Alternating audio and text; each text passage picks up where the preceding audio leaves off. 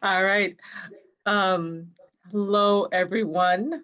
Uh, my name is Charlene Gilbert. I'm the Dean of the College of Arts and Letters at the University of Toledo, and I will be your host and moderator for this afternoon's event. Thank you all for joining us. I let them unmute the mics a little bit beforehand because I thought, if we were in person together live, that would have been the pre-event chatter where we all would have been going across the room and hugging and kissing people we hadn't seen in a while and saying hello. And so these are unusual times, and this is an unusual event. We have planned to do this book launch celebrating the publication of Losing God in Translation, a study of the Hebrew Bible by Philip Markowicz.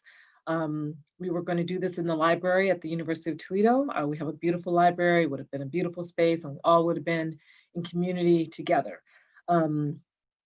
But these are unusual times and we have not been through this before. And so we had to be creative. And fortunately, in the last 6 months, we have learned a lot about how to be in community with each other by leveraging all sorts of technology and different social media platforms. So I have spent the last 6 months in lots of WebEx meetings and Zoom meetings and um, micro teams meetings, and I'm grateful. I'm grateful that we have been able to figure out a little bit how to do this. I'm grateful that we are all here today on our screens and in this virtual space. And I look forward to us coming together again a year or 2 years from now where we will be in person and we will be able to see each other and stand in community. But for now, we are here. And this is a joyous day and a day for a celebration. I am going to tell you just a little bit. We're very fortunate that the president of the university is going to be sharing some official welcome remarks on behalf of the university. Dr. Gregory Postal is the interim president of the University of Toledo. He's been in that position since July of this past July 2020. Prior to joining the university, Dr. Postal served as the senior client partner representing healthcare services and higher education at Korn Ferry, a global organizational consulting firm. Dr. Postal has more than 25 years of experience with academic medical center and university operations, governance, clinical care, teaching, and the support of research. In addition, he is an accomplished radiologist. He served for 18 years as the chair of the Department of Radiology at the University of Louisville. We are very fortunate to have him as our interim president. He's been doing a wonderful job, and I'm very much appreciate that he made time to prepare this welcome address for us this afternoon. With that, I will let our producer share those remarks.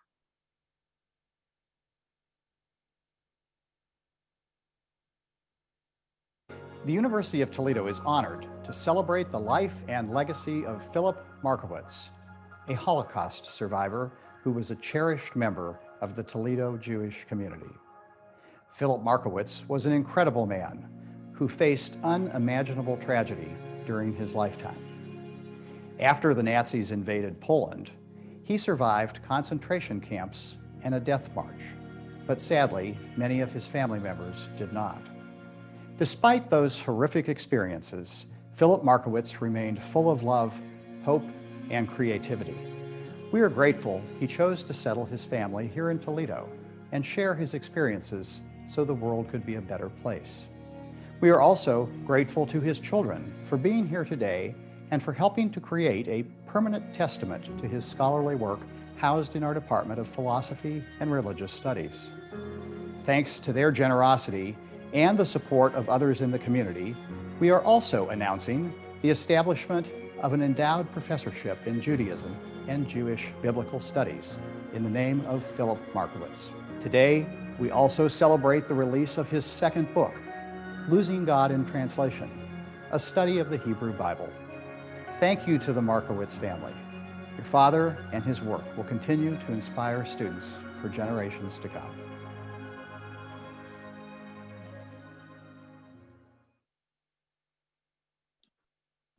Thank you. Again, we are grateful for those remarks that Dr. Postal was able to record and provide for us today. The rest of the event this afternoon will include remarks from the Markowicz family, a musical performance by Andrea Ray Markowicz and Deanna Neal, remarks from Cantor Ivor Lichterman, And then we're going to culminate with an inaugural lecture by our endowed assistant professor, the Philip Markowicz Endowed Assistant Professor in Judaism and Jewish Biblical Studies, Dr. Yonatan Miller. Before we proceed, I would like to take a few minutes to thank all the people who made this this day and this book release possible. First, I'd like to thank Bo Case, Dean of the University Libraries, and Mr. Yarko Cook, the UT, the managing editor for the UT Press. They have been working extraordinarily hard during the past at least year or more to pull this project together, to bring the book to fruition. And I am very much appreciate all their effort to make this a priority for the press, and so that we were able to have this book with us released today. I'd also like to thank a huge thanks to Dr. Miller for his service as the editor of the book. He spent a tremendous amount of time editing the book and the manuscript with care and rigor and a real sense and reverence for the magnitude of the importance of this work. He did that in addition to all of his other duties at the university, and he was extraordinary in his attention to the detail that made this book possible. So I'm very grateful to Yoni for that work and for those contributions. Lastly, I'd like to extend my deepest gratitude to Alan Markowicz and Sylvia Markowitz-Neal for all that you have done to honor and celebrate and uphold your father's legacy. You entrusted us with the manuscript, and for that we are grateful. It is an honor to have been part of this project, an honor to bring it to fruition, and it will become one of the markers of this institution. And as you know, it has now launched a new imprint from the Center for Religious Understanding that again will provide a legacy of understanding and projects that will be in the spirit of your father's manuscript for many, many years to come.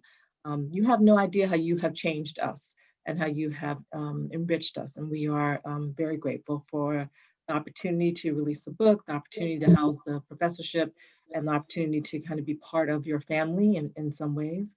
I'm very grateful. I would now like to invite Sylvia and Alan to say a few words on the significance of this day and the publication of their father's work. Thank you. Dr. Postel, Dean Gilbert, Professor Sarnicki, Professor Miller, gathered esteemed colleagues, friends, and family. Thank you for organizing this significant event in honor of my father, Philip Markowicz, and thank you all for being here today. My father found out that his book was to be published while we were together in the ambulance on the way to hospice. I answered my cell phone, thinking it was family calling, but it was the University of Toledo with the wonderful news. My dad was completely sentient and he was thrilled. Indeed, he may be the only person in history on the way to hospice who was congratulated by the driver and attendant. But I must admit, I have mixed feelings today.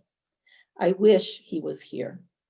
No one deserved more to be received in the world of scholarship and Jewish thought, and it would have been beautiful to have him experience this moment. The celebration of my dad's achievement can only be understood in the context of what he overcame. The descendant of a long distinguished line of rabbis, he showed much promise as a rabbinical scholar. As he notes in his book's introduction, he memorized virtually every word of the holy texts. Indeed, at a very young age, he had been given the exceptional honor of studying directly with the patriarch of the Gera Hasidic Jewish movement.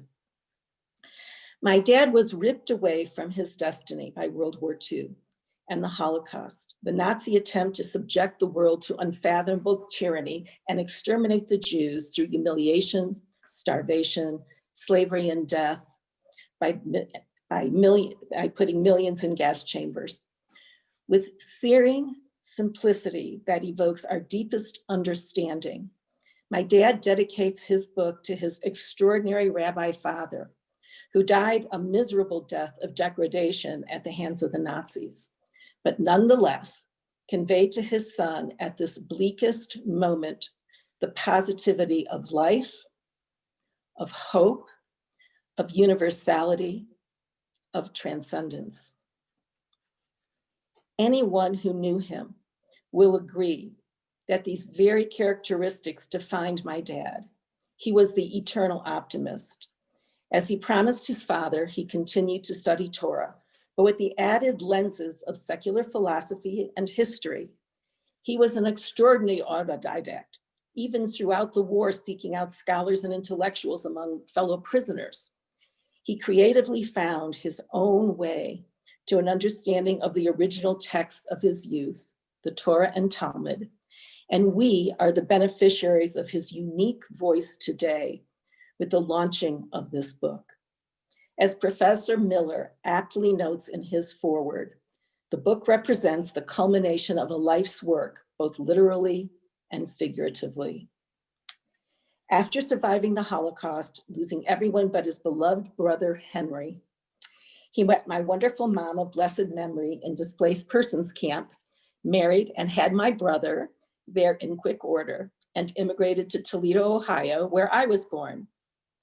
Rejecting the strictures of a rigid religious life and focused on supporting his young family, my dad embraced the promise of America, building up a successful business, and Toledo embraced us back, blessing us with success, and despite the tragedy of the loss of my sister, happiness. My dad never stopped his intellectual quest, even during this period. When he sold his business at the age of 62, he turned full-time to his studies, giving sermons and lectures at synagogues, churches, mosques, schools, universities, community groups, radio, television, throughout the region. And when we brought him his first computer at age 70, with his family's encouragement, he began to formalize his words in writing. He first wrote a memoir of his life for his family, a book that, despite being meant for a personal audience, had such vibrance and was interlaced with such deep meaning that it went viral. Losing God in Translation, a study of the Hebrew Bible, is a different kind of endeavor. It grew out of my dad's oral tradition, amplifying and refining ideas incubated and nurtured throughout his life. Like so many of us, the family, the friends, I loved discussing ideas with my dad. I loved strategizing this book as it was being written and developed by my dad. He was the most influential thinker in my life. The fact that this book is under the imprint of the University of Toledo and the Center for Religious Understanding is particularly significant. My father understood the meaning of Torah, the Hebrew Bible, to be steeped in interreligious beliefs and universal principles, from human narratives and political imperatives to poetic inferences and reflections on the philosophy of life. In other words, one does not have to be Jewish or religious to gain insight from this book. Indeed, that is the point of the book in so many ways. I would actually like to amend a bit what I said earlier. My dad's life can be understood not only in the context of what he overcame, but also in the context of what he created. Indeed, that is what we are celebrating today. Despite so much hardship and pain, my dad created a wonderful life, especially the joyous, miraculous legacy of an extended family, a blended family with children, grandchildren, and great-grandchildren here with us today. Indeed, two of his granddaughters continue in the family tradition of Jewish religious leadership and will perform in his honor today. I have had a long, varied affiliation with the University of Chicago, where I received a master's in Jewish studies and teach religious liberty issues at the law school. I also chair a project and edit a book series on gender and religion and law at Brandeis University. Some of my friends and colleagues from these universities are here on Zoom with us today, and I particularly welcome them. And it is in this context that I wish to turn my attention to Professor Yonatan Miller. I cannot think of a more brilliant scholar in Judaism and Jewish biblical studies. And it is a particular honor for our family that he will bear the endowed title of my dad's name. He has shaped this professorship with everlasting effect. He has a large influence within the university in general and on interreligious relations in particular. His editing of my dad's book was done with sensitivity, and his foreword and afterword are spot on. We very much look forward to his lecture today. I am so proud, together with my wonderful husband and my dear brother and sister-in-law, to have made this position possible. On behalf of the Neil Fischel arm of the Markowicz clan, I thank the University of Toledo for its commitment to Jewish studies and my dad's legacy in Judaism and Jewish biblical studies. I would like to express appreciation to Dean Gilbert for her sensitivity and dedication to honoring my dad. Also to Yarku Cook of the U of T Press and John Eilmiller for making today's complicated Zoom program possible. And again, thank you all, each and every one of you, for being here. I will start by expressing our thanks for all those who are attending this event to honor our father's legacy. I also want to express our gratitude to the University of Toledo, which made this possible. In particular, Dean Charlene Gilbert and Professor Yonatan Miller. They have been incredibly supportive in bringing Dad's years of work to fruition and publishing a beautiful volume under the imprint of the Center for Religious Understanding, such an appropriate sponsor. Dad was passionate about people truly understanding the Hebrew Bible and how it is worthy of being the basis of the Abrahamic faiths, the foundational document of civilization for 2/3 of the world's societies. Our father, Philip Markowicz, was a great man, as those who knew him appreciated, whether personally or came to know him by reading his autobiography, My 3 Lives, a book, incidentally, which the University of Toledo Press has committed to republishing. What many don't know about him was that he was an intense scholar, an autodidact of the highest order, which this new book, Losing God in Translation, a study of the Hebrew Bible, embodies. We are gathered virtually for two purposes: to launch a book that crystallizes his desire that the Hebrew Bible be truly understood as the greatest book ever written, or compiled, perhaps a better term, and to install Dr. Yonatan Miller as the Philip Markowicz Assistant Professor in Judaism and Jewish Biblical Studies at the University of Toledo in the Department of Philosophy under the College of Arts and Letters. Dr. Miller's erudition and his scholarship make him holding this title truly an honor for our family. His incredible effort in editing Dad's book and his foreword and editorial afterward enhanced Dad's magnum opus as only another true biblical scholar could do.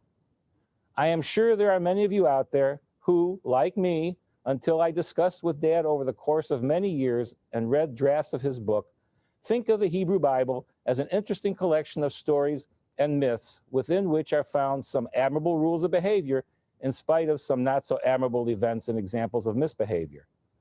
Losing God in Translation, a study of the Hebrew Bible, puts all this into a perspective which the modern mind can appreciate. I'd like to give my favorite example of one of his insights into the Hebrew Bible that my father put in the book, the one I find most astonishing and, when articulated by him to me, produced an aha moment. Genesis has the creation story in it. Views on this range from factual as written to a silly story fraught with internal inconsistencies. What Dad says in his book is that the creation narrative should be understood as the story of primitive humanoids evolving into modern humans and gaining an ever-increasing awareness of the world around them as manifested by naming its components. Reread the creation story with this perspective, and suddenly this part of the Hebrew Bible becomes deeply insightful and compatible with human evolution and the development of self-awareness and awareness of nature around us. The book is full of such insights. Read it, and you will develop a much greater respect for the Hebrew Bible than before and find it suitable for modernity. It is our intention that the Philip Markowicz Professorship in Judaism and Jewish Biblical Studies, like the Ruth Fageman Markowicz Holocaust Resource Center of Greater Toledo that we endowed to honor our mother, serve as an enduring thank you to Toledo for taking in our immigrant family and providing fertile ground for it to flourish. Our family values education, and so we offer educational experiences of these important topics as our way of paying it forward. Again, On behalf of our family, thank you to all who are participating and to all who made this event possible. Teach me, O God, a blessing, a prayer on the mystery of a withered leaf, on ripened fruit so fair, on the freedom to see, to sense, to breathe, to know, to hope, to despair. Teach my lips a blessing, a hymn of praise, as each morning and night you renew your days. Lest my days be as the one before, lest routine set my ways. Lamdeni Elohai, Barech v'hitpalel. Lamelech siftotai, bracha v'shir halel. Lamdeni Elohai, Barech v'hitpalel. Lamelech siftotai,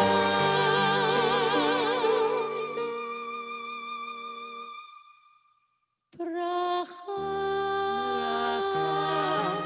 v'shir halel.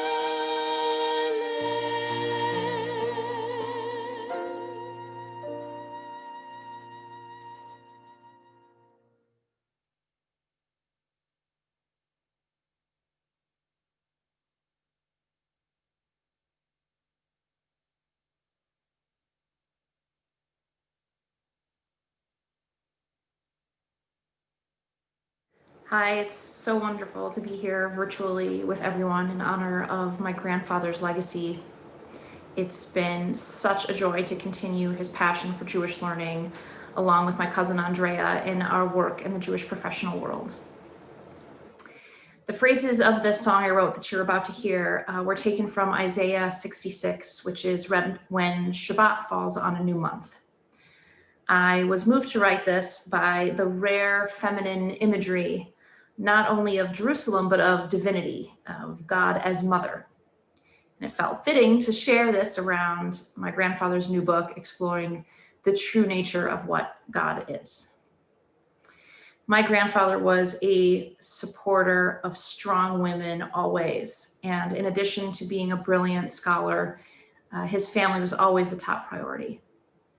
I hope to pass his legacy and wisdom onto my daughter, who my husband and I are expecting in January. I wish Zadie could meet her, but his written words will live on to teach her, and his spirit will live through her. I will send peace flowing over her like a river. I will send peace flowing over her like a river. I will send peace flowing over her like a river. Amen, amen, amen. I will comfort you as a mother comforts her child. I will comfort you as a mother comforts her child. I will comfort you as a mother comforts her child. Amen, amen, amen. I will send peace flowing over her like a river. I will send peace, flowing over her like a river. I will send peace, flowing over her like a river. Amen, amen, amen. Amen, amen, amen.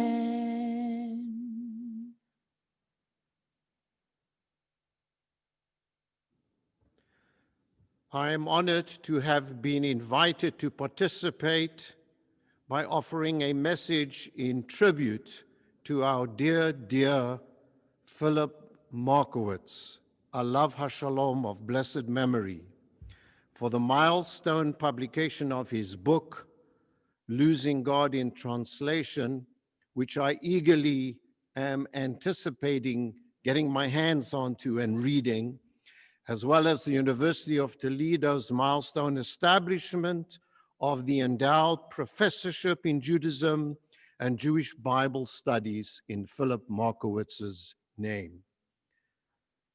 Philip was one of the rare foundations, pillars, upon which our congregation, in which this message is being recorded, Congregation B'nai Israel of Sylvania, Ohio, and our entire Toledo Jewish community was built, and a foundation on which it has stood. And Philip's physical absence leaves a huge void that can never be filled, both in our synagogue and in our entire community. And as I look out at that front row, where he and his beloved Ruth, who I didn't have the privilege, the pleasure to meet, where they sat, I feel that void keenly. We first met about 10 years ago when I interviewed for the position of Chazan, of cantor of this congregation, and in the lobby, right in the front of this building, was a poster advertising an event in which Philip was going to talk about his World War II, his Shoah, his Holocaust experiences. I took a good look at that picture and I thought to myself, who is this handsome, imposing person from my congregation with a full head of silver hair named Philip Markowicz? I thought to myself, I must meet him. If the poster impressed me, you can imagine our first in-person meeting, which I would describe as what Judaism says in Hebrew is a hadrat panim, which I'd like to translate as an imposing presence that exudes what the Bible in Genesis refers to as the true divine image. And so began a deep and mutual friendship between Philip and myself. We would meet every couple of months for lunch, sometimes for dinner, sometimes including our respective spouses. He always insisted on treating. He always ate healthy.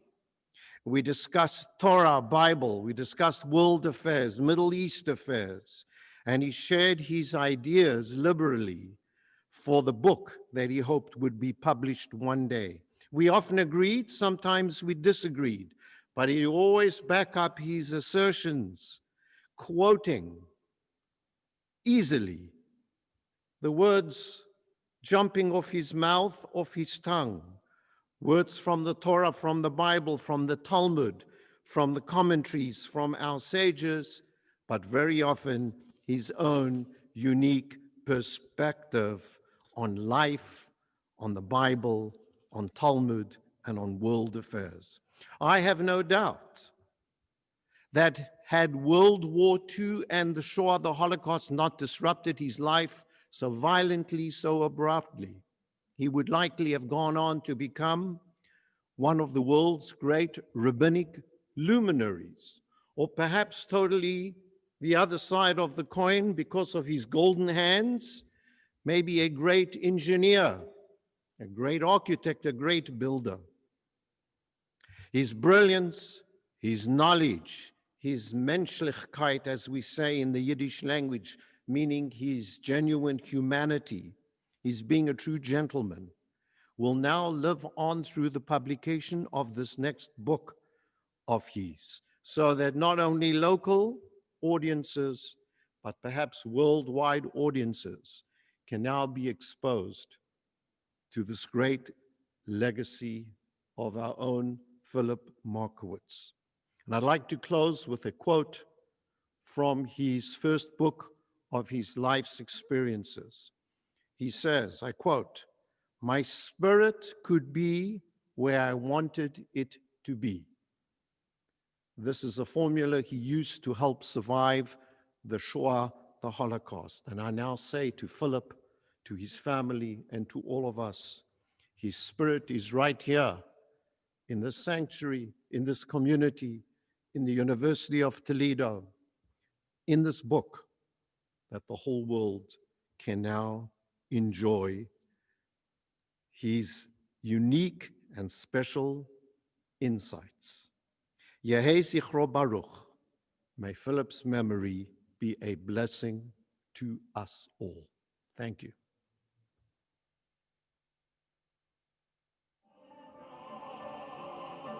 My faith in humanity never left, because we are made in God's image to deny humanity is denying God. Our brain forms our world. Without us, there's no world as we know it. We imagine our world, and we have to guard our minds. There is hope and unity for peace in the world. We work for it. I was forced to write my memoirs a few years ago because of the Holocaust deniers. They said the Holocaust didn't happen. This was a very horrific time, and it's an opportunity to express something in music, which in many ways is a visceral conduit to the soul that all the kinds of talking and speaking can never do, and all the writing of words can never do. To translate these senses of hope and survival into music.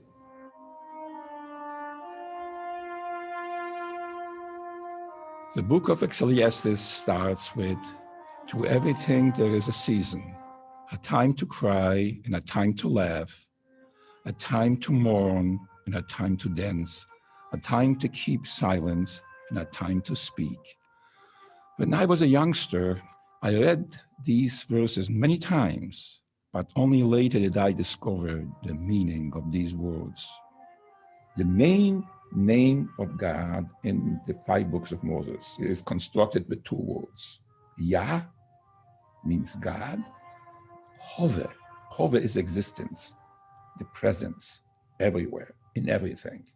This is a very philosophical name, what properly explains the name of God. Yah, Hove, Yahweh. God in everything. The most important name in the Torah is the name of God.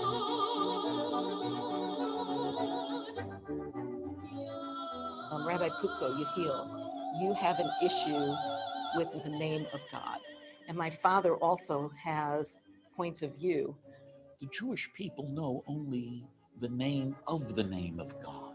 The name of being is uttered only once a year, and there is idolatry not just by making an image of God, there's also idolatry by talking about God in inappropriate ways. The name was put in the Torah, was meant to say who God is. In Deuteronomy, we were warned to have too much secrets. We're supposed to be knowing God and loving God.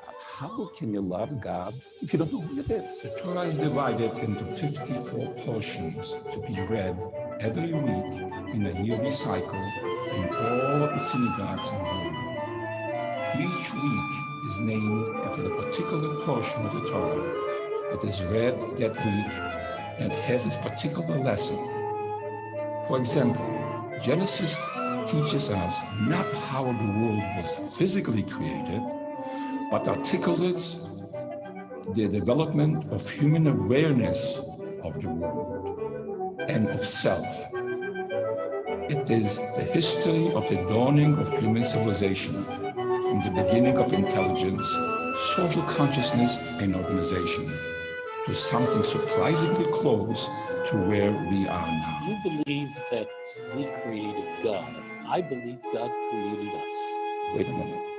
Dead people cannot praise God. Because of us, God exists. Do you believe that a human being becoming aware of the mystery of this existence that is beyond them is different than saying who is creating what? We realized that his story about the Torah was the Jews were the beginning of laws, not the beginning of religion, but it was the beginning of civilization. At this point, we're going to just take a moment of silence to honor the memory of Philip Markowicz.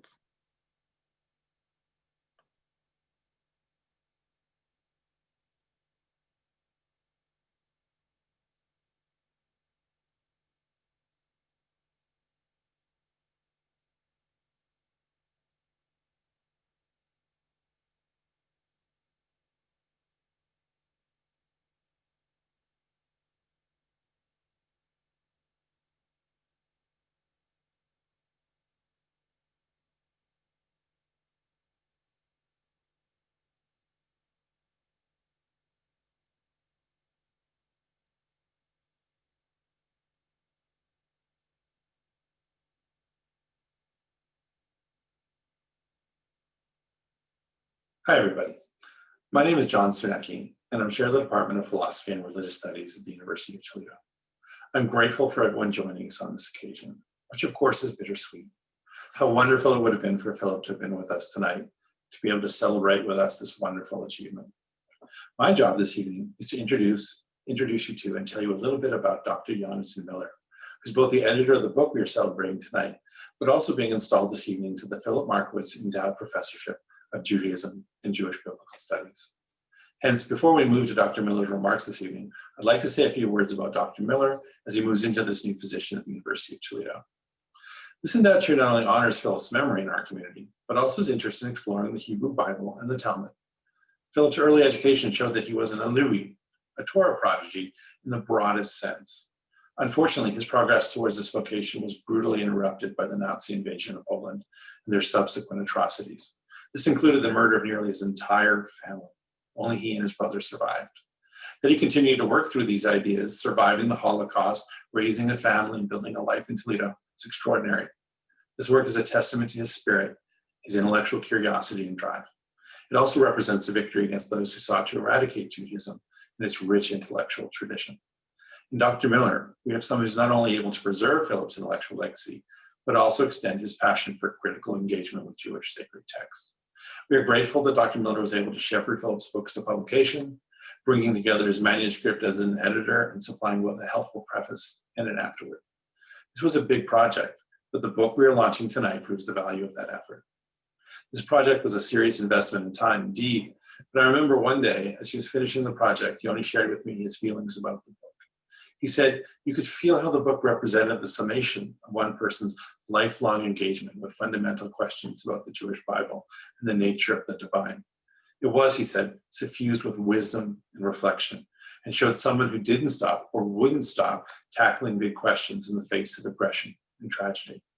This book is a victory of the human spirit, and we're grateful for Dr. Miller in helping us bring it to a wider audience. I really hope everyone gets a chance to read it. Dr. Miller was raised in New Jersey and studied at Yeshiva University before pursuing his graduate education at Hebrew University in Jerusalem. Subsequently, he studied at Harvard, completing his PhD in Near East Languages and Civilizations with an emphasis on the Jewish interpretation of the Hebrew Bible. Dr. Miller is something of an anomaly in contemporary biblical research. In an era of increasing specialization, where scholars often lose touch with the larger significance of their study, Dr. Miller is a generalist with an expertise that spans the origins of the Bible through the medieval Cairo, Geniza, and beyond. What these explorations have in common is that they share recognition of the sophistication and complexity of the contributions of pre-critical interpretations of the Jewish biblical texts. Too often, scholars focus on the origins of these works and not on the fact that they were read as part of a community tradition. Dr. Miller's focus on the historical reception of the biblical text captures the conversations that help explain how we got to here. In addition to numerous projects in the pipeline, he has published peer-reviewed articles in leading journals and regularly delivers papers at the National Conference of Society of Biblical Literature and the Association for Jewish Studies. He was recently entrusted with authoring the entry on Moses in rabbinic literature for the Encyclopedia of the Bible and its reception. No small task. And soon, his annotated translation of Mishnah Yoma will be published with the New Oxford Annotated Mishnah. If this sounds dry, it isn't. Dr. Miller has become one of the most popular professors in our program.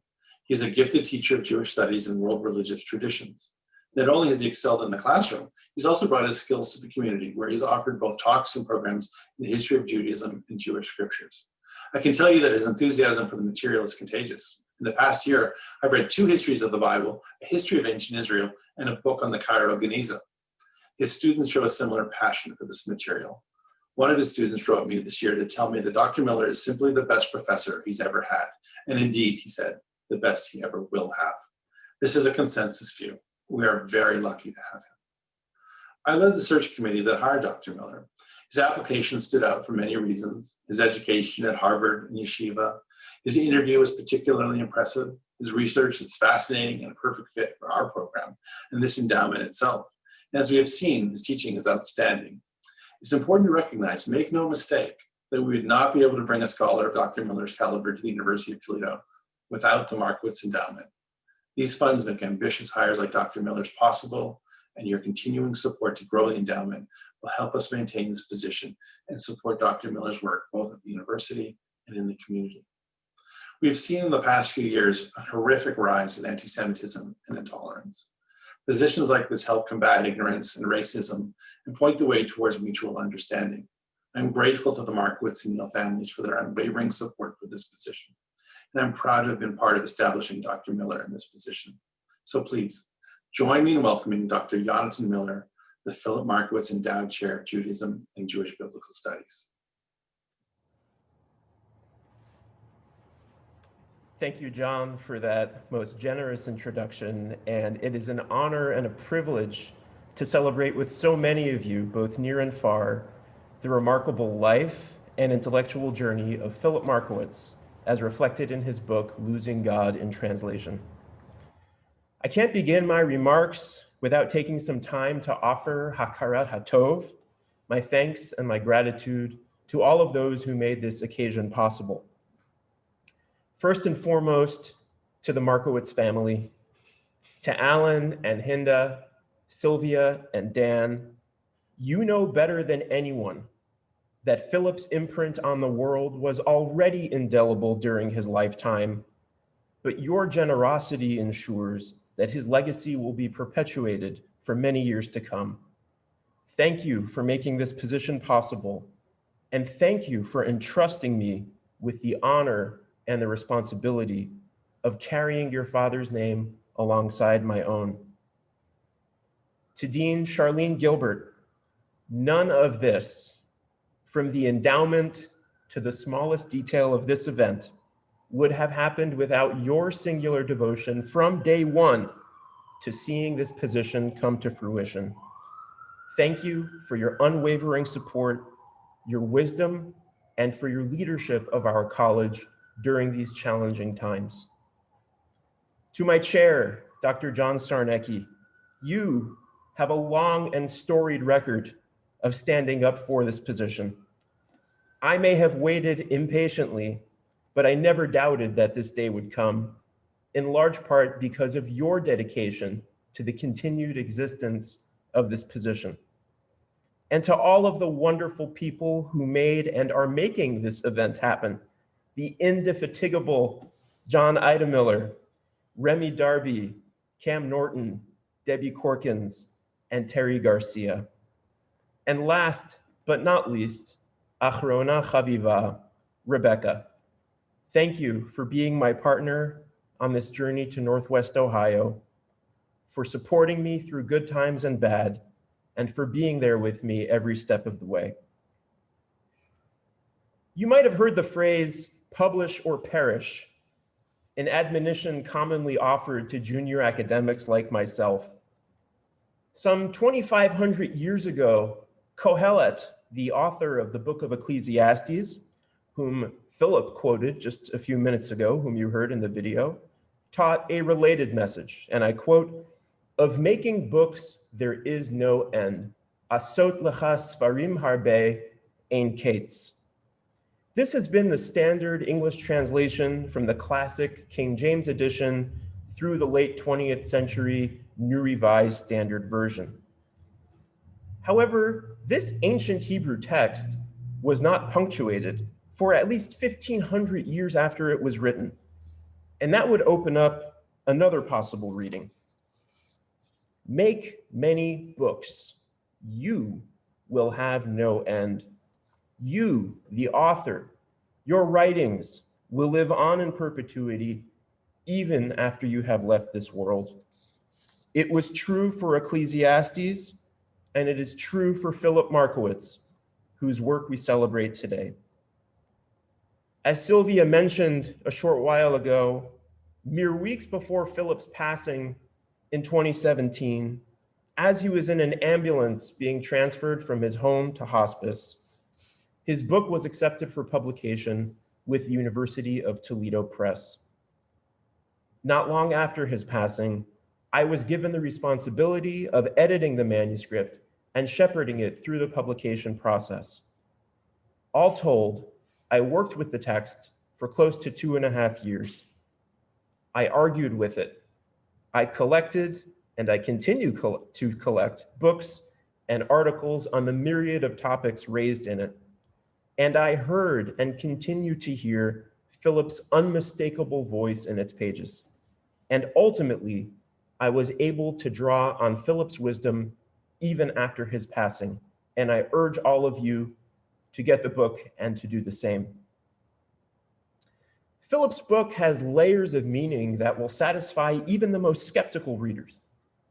And in certain respects, these layers map onto the 4 levels of understanding of the Hebrew Bible described in the Zohar and mentioned in the book by Philip. And these are known by the Hebrew acronym Pardes, which is traditionally unpacked out of order as Pshat, Drash, Remez, and Sod. And I'll explain each of these in turn. There is the surface meaning of the book, the Pshat. Less so, there is homily, Drash, which Philip felt often strayed, if not even detracted, from the meaning of the text. And I hope that he would have forgiven me for my homily on Ecclesiastes from just a minute ago. Next, there are allusions, remez, to entire areas of study. And finally, there is sod.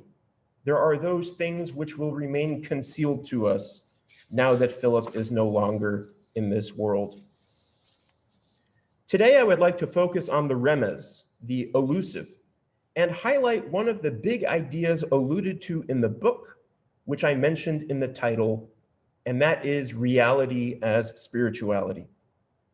In my remarks today, I want to call attention to what I understand as Philip's pantheistic theological orientation, and how, in my reading, the book showcases his attempt to reconcile the Hasidic teachings of his youth with his rational and philosophical understanding of Judaism that he would embrace later in life.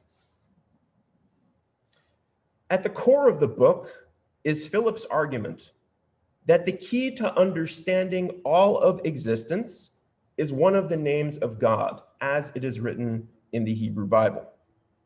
But this epithet for God was lost in translation, and consequently, we lost the key to understanding our very existence.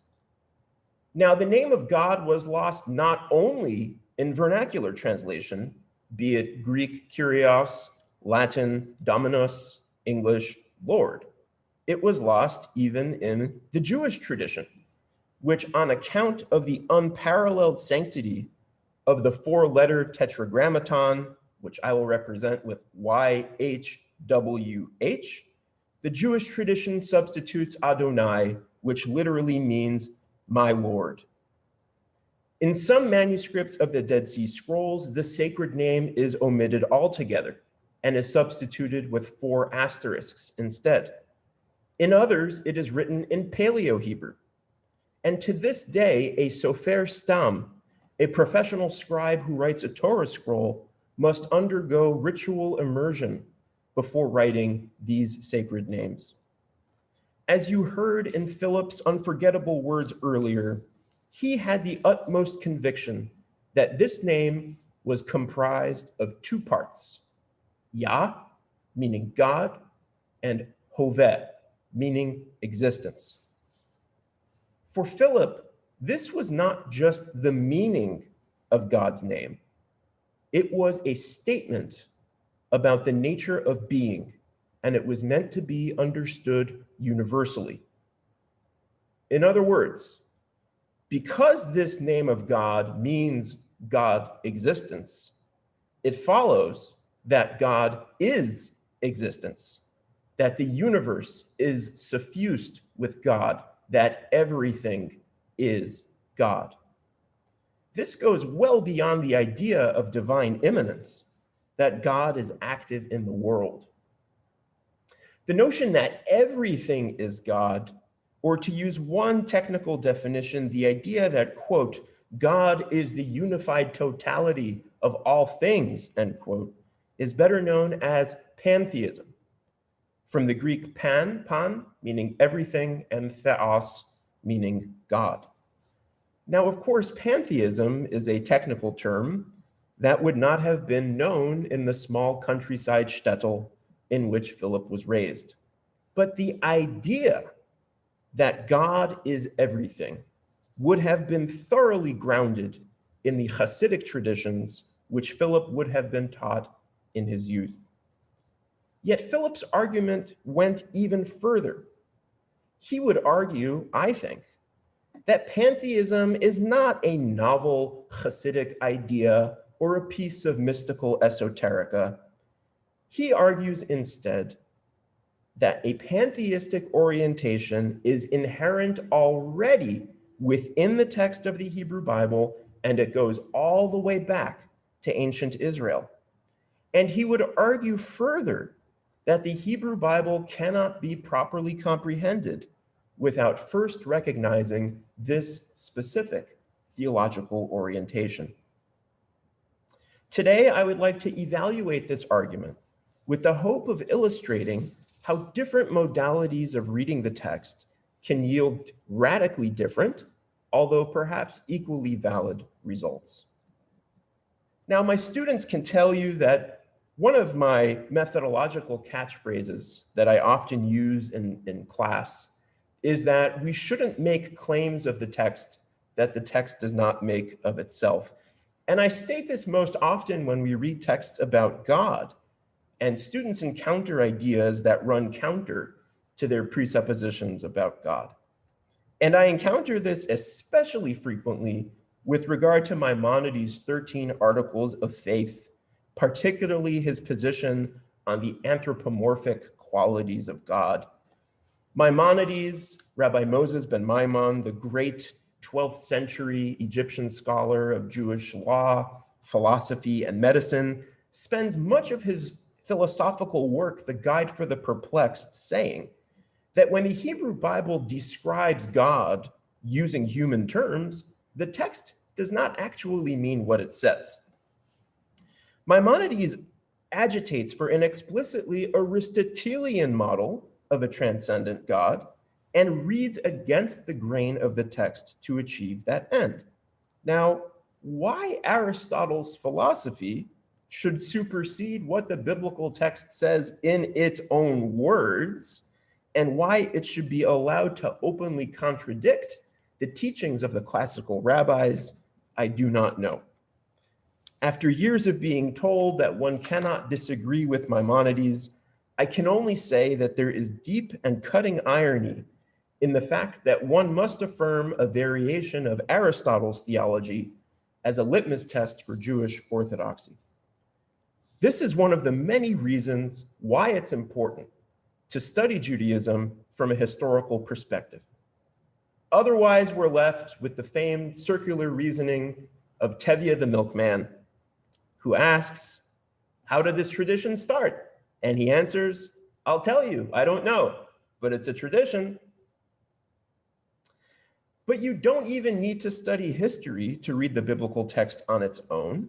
And I say that we should let the text guide the reader to understanding the attributes of God instead of forcing the text through external presuppositions. So in this instance, the text does not place any demands on how we view God's relationship to the physical universe. The terms theism, monotheism, pantheism are only a few hundred years old. Monotheism, a term so central to Jewish theology, appears to have been coined by Henry Moore in the 17th century. And ask a biblical scholar about monotheism in ancient Israel, and they'll respond with even more refined terms like monolatry and henotheism. My point is that these terms and the categories that they represent are redescriptive. They are external to the text and may not do full justice to what the text actually says. So what does the text actually say? Well, first and foremost, the Hebrew Bible is not a work of systematic theology. And this means that to answer these questions, we would need to scour the entirety of the text for information, which we will not find in a single place. So I'd like to look at a few instances of biblical texts which speak explicitly about God's relationship to the physical world. For example, in the book of Psalms, chapter 115, verse 16, in a beloved verse chanted in the prayer of Hallel, it is written, quote, "The heavens are the Lord's heavens, but the earth he has given to human beings," end quote.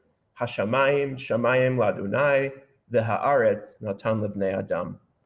This verse, using the sacred tetragrammaton YHWH, reflects what we might call classical theism. God is in the heavens, created the world, and gave it to humankind. Rabbi David Kimchi, a late 12th century biblical exegete from Provence known by the acronym Radak, comments on this verse that people, quote, "must know and recognize that he, God, is the supervisor and they are his appointees. And when God wishes, he can remove their appointment and give it to others," end quote. This hierarchical understanding of God's relationship with humanity would seem to exclude the possibility of pantheism. Around 90 chapters earlier in the book of Psalms, chapter 24, verse 1, in yet another verse that is part of the Jewish liturgy, we are given a different impression.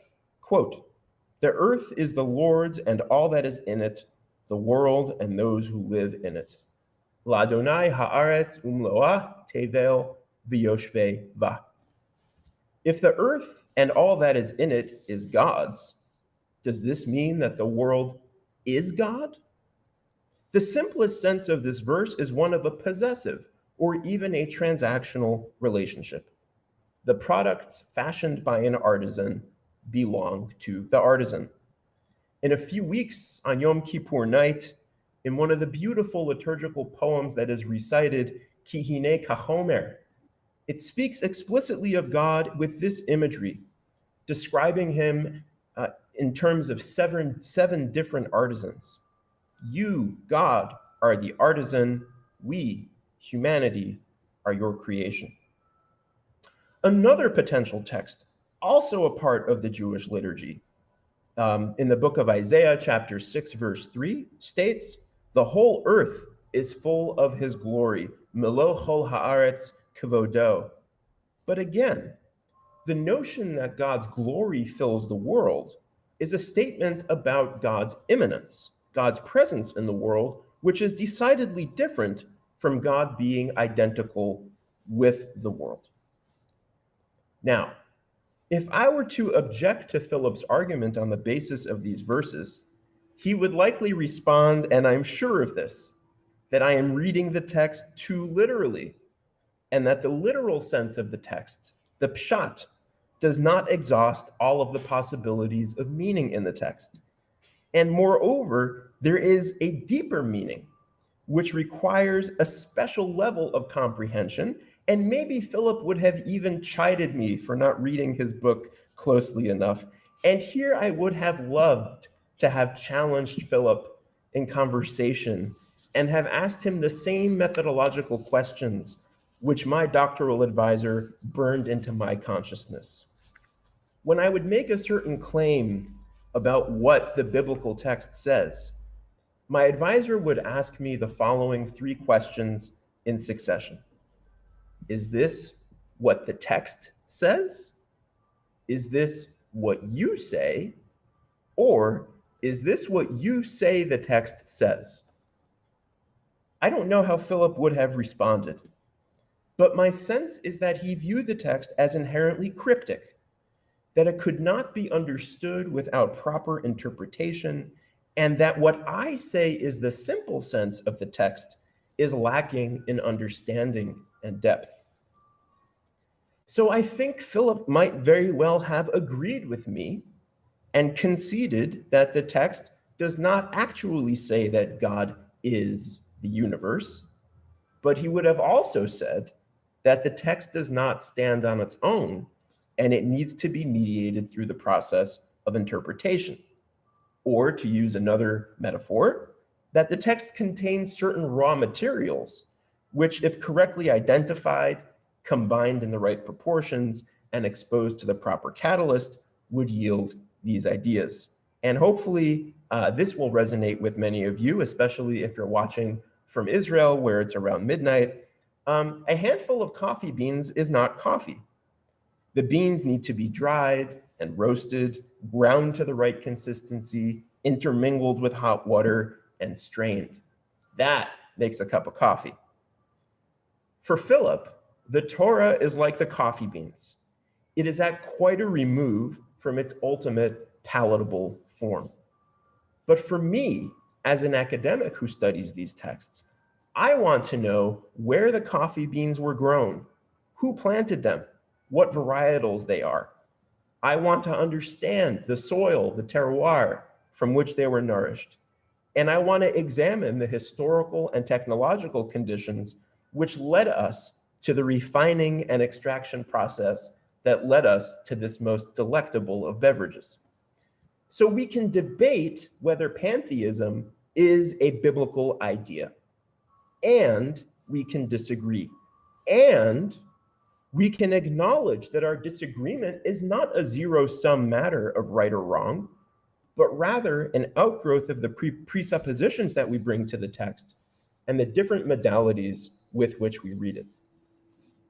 Where we can all agree is that pantheism as an orientation towards God has been a part of the Jewish tradition for much of the last 1,000 years. Rabbi Abraham ibn Ezra was a famed biblical exegete, philosopher, and poet born in the late 11th century in Toledo, Spain, or Toledo maybe. His commentary is famously adherent to the pshat, the literal sense of the text. Yet in a very mysterious comment to Genesis chapter 1, verse 26, he writes, and I quote, "Hashem is the one who creates everything, and he is everything, and I cannot explain," end quote. The Hashem hu ha'echad shehu yotzer hakol, v'hu hakol, v'lo uchal lefaresh. On Exodus 33:21, Ibn Ezra writes that, quote, "God is everything. His kavod, his glory, fills everything, and from him is everything. Shehu hakol, ukvodo male hakol, umeito hakol." This is pantheism par excellence. But this doctrine only began to be taken seriously centuries later by Jewish mystics, like the 16th century mystic from the Galilee, Rabbi Moses Cordovero. Cordovero writes in his work, Shiur Koma, quote, "The essence of divinity is found in every single thing. Nothing but divinity exists." He goes on to say, quite controversially, quote, "Do not say this is a stone and not God. God forbid. Rather, all existence is God, and the stone is a thing pervaded by divinity," end quote. Cordovero was not some random figure. He was a student of Rabbi Yosef Karo, the famed author of the famous systematic treatise on Jewish law, the Shulchan Aruch, and Cordovero was the teacher of Rabbi Isaac Luria, the Arizal, one of the most prominent figures in the Jewish mystical tradition. Now, this pantheistic strand of thought would make its way from the Galilee to Eastern Europe, where it would find articulation in the sayings of Rabbi Israel ben Eliezer, also known as the Baal Shem Tov, or simply the Besht. And that's when you're all supposed to laugh, simply the Besht. Within a few generations, these ideas were likely taught to the young Eloi, the young prodigy, Philip Markowicz. Now, I can only attempt a hypothetical reconstruction of Philip's thought, but after having worked with his book for such a long time, I think that Philip realized that pantheism was the only true orientation towards God. Yet he also came to realize that the ideas taught to him about God in his youth were contradictory. After all, the beliefs and the rituals that are so identifiable with traditional Judaism presuppose theism. They presuppose a degree of separation between God and humanity. That is why we can revere God and we can pray to God and we can ask things of God because of that separation. That is not possible with a pantheistic orientation. As William Mander writes with regard to prayer, and I quote, "The all-encompassing nature of the pantheist deity forces us to eradicate the distinction between the petitioned and its petitioners, which is required to make sense of and to give value to this type of prayer," end quote. In other words, you cannot believe that God is the universe, that God is nature, and also believe in a personal God. Or let me put it differently, you can believe whatever you want. However, if you want there to be some philosophical, logical coherence, then the two are incompatible. And this was precisely the view of Baruch Bento or Benedict Spinoza, the mid-17th century Jewish philosopher. Spinoza famously wrote, quote, "Whatever is in God, and nothing can be or be conceived without God." Spinoza was condemned as a heretic and excommunicated, literally expelled from the Jewish community for his, quote, "evil opinions and acts," and for his, quote, "abominable heresies." But we know that Spinoza studied Ibn Ezra. And don't take my word for it, he says so himself in his Tractatus Theologico-Politicos. Ibn Ezra was a pantheist. So was Rabbi Moses Cordovero and the lineage of mystical rabbis that learned from him. Why was Spinoza pilloried for his pantheism? All Spinoza did was provide a series of logical propositions that provided a systematic and comprehensive basis that, assuming one agrees with it, vindicates Cordovero's position on God and the world. Yet the mention of pantheism in Jewish thought, the mention of Spinoza especially, has the tendency to elicit strong reactions. For example, Dr. Louis Mann, a Reform rabbi, wrote, and I quote, that Judaism is incompatible with any species of pantheism. Hasidic masters like Reb Levi Yitzchak of Berdichev would embrace pantheism, speaking not only of God's omnipresence and immanence, but also of the divinity of all things. Yet, Reb Levi Yitzchak would also speak of the need to continue believing in the transcendence or the distance of God. He writes, and I quote, "It is incumbent upon us true believers to firmly believe in these two concepts." In other words, for Reb Levi Yitzchak, one must be both pantheistic and theistic simultaneously. Now, we can invoke new categories like panentheism to describe this orientation, that God is both the world and greater than the world, but that does not mean that one has to agree. And this, I think, is where Philip sided with Spinoza and departed from Hasidic thinking, in affirming that these two orientations towards God are fundamentally incompatible. One cannot be both a theist and a pantheist. Yah, Hoveh, God is existence. In this tumultuous world, I often think of Philip. I think about the childhood that he so vividly describes in My Three Lives, his autobiography. I think about him walking home from Cheder on a dark dirt road in his shtetl, maybe skipping over the furrows left by the horse-drawn carriages. And I imagine Philip rehashing in his head the sugya of Gemara that he had just learned, all the while taking in the brilliant night sky, which he could view free of light pollution. And maybe, just maybe, it was on these walks under the night sky that he solidified his philosophy on the identification of the divine with the universe. Philip survived the Nazis and the horrors of the Holocaust. He continued to believe in humanity. He continued to believe that the sparks of God dwelled in every person and in every phenomenon in the physical universe. He continued to live, love, and study. He raised a family, ran a successful business, and yes, he would endure even further tragedy. But he moved forward, and he continued to live and to love and to study.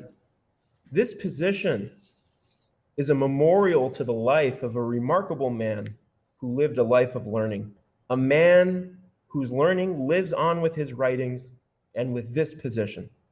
And so it is with great humility that I assume this living testament to Philip's memory, and let us remember to never lose hope.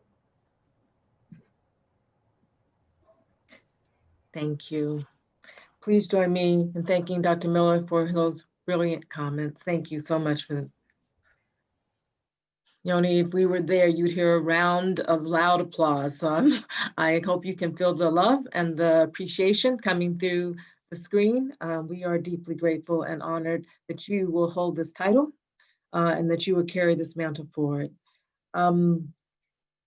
We are so fortunate to have Dr. Miller, part of this university and part of the Greater Toledo community. It is truly remarkable to be able to attract that kind of scholar and his talent and the scholar of his abilities to our community. And now as the Philip Markowicz Endowed Assistant Professor in Judaism and Jewish Biblical Studies, we look forward to watching his scholarly journey for many, many years to come.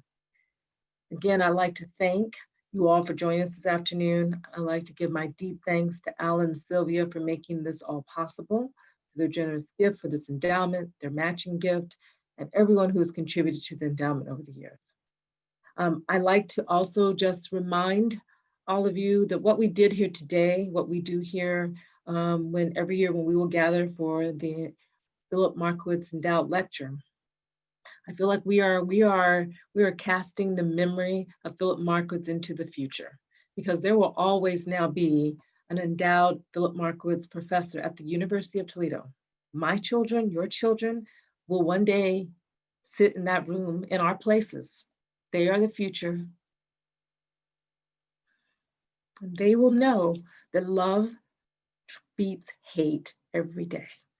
And they will know that because someone will get up and they will tell the story of Philip Markowicz to those people who will sit in that audience long after we are gone. And this story will never be forgotten. And I'm honored that we will carry this with all of us. And we have been given the gift to be able to speak the truth and to make sure that that truth is forever spoken at the University of Toledo, the Department of Philosophy and Religious Studies, and the College of Arts and Letters in this community.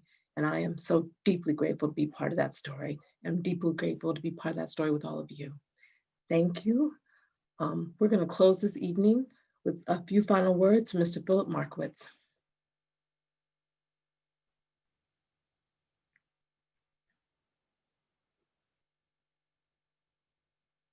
Well, is there anything else left for humanity?